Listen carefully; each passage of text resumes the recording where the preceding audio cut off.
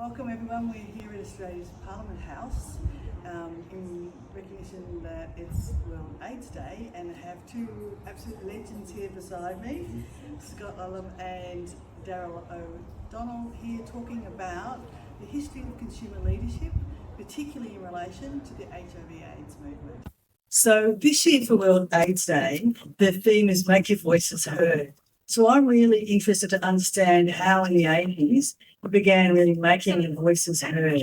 Darryl, would you like to share a few of your thoughts? In the 80s I was still at school, but in the very early 90s, that was a time when I was coming out as a gay man in Brisbane and finding my community in a context where there was an epidemic, a crisis, as we called it at the time, an AIDS crisis. And so it's a time where there was an incredible mobilisation of effort, of activism, but also of distress. People were dying, young men often were dying too young because they couldn't access medicines that they needed to stay well because of red tape. And so we were angry and we were demanding change. We were activists for bringing about changes that were going to make a difference for people who were dying. Well, that's useful.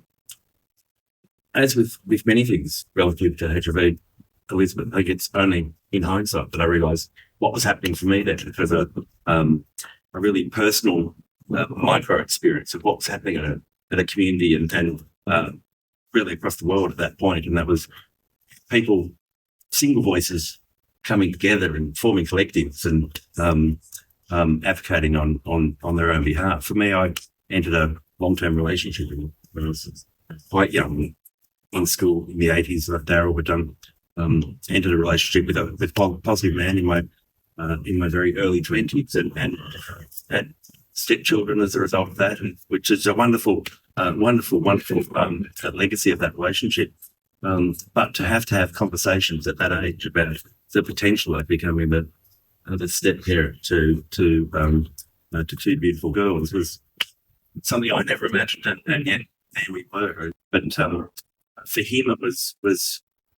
I worked full time, and he spent much of his time as a peer within the community and as looking after the network of people that he had come to know and work with. So it's and that was happening. That coming together of the community was happening at a much better at the same time.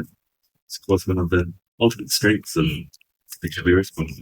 So we're a voice for all these men. We're keeping things for us to do as consumers to get our voices heard, particularly in a place like here at Parliament House.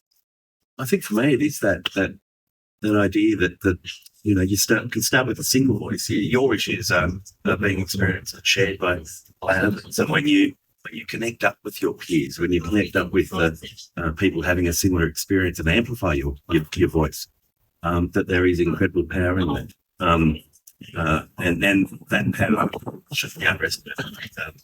You can have influence.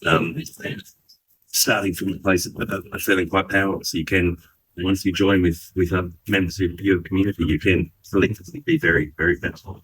Yeah, now, Darryl, you talked to me before about community mobilisation. How important do you think that is in having voices heard? It's incredible. It's actually true. I think across the consumer health loop, there's the individual experience, the experience we have in our lives that from which we derive meaning, the things that we see happening for our families, our loved ones.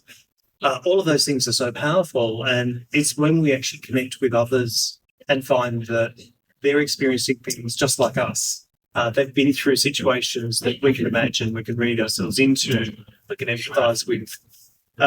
That's when there's true power, that we're learning from each other, we're understanding each other's experience, and then we're connecting that to how can be better, how can health be better through the things that we do ourselves as consumers and through the partnerships we have with our doctors, with health system leaders, with researchers, with governments.